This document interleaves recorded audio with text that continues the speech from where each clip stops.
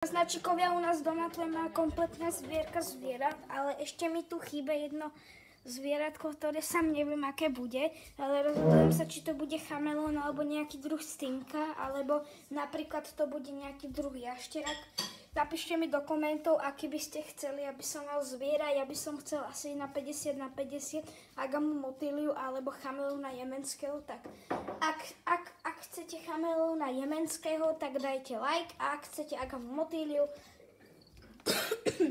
tak napíšte do komentov jednou z najstarších videí smajlika srdiečko. Vidíme sa na videi, ktoré si spravíme na tej burze. Ja som sa opýtal jednej chovnej stanice farmy Madagaskar, kupujeme od nich žeradlo.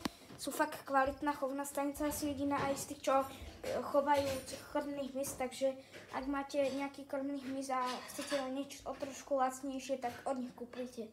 Vidíme sa na nejakom druhom videi, ktoré vyjde zase o 2 týždne. Ahoj.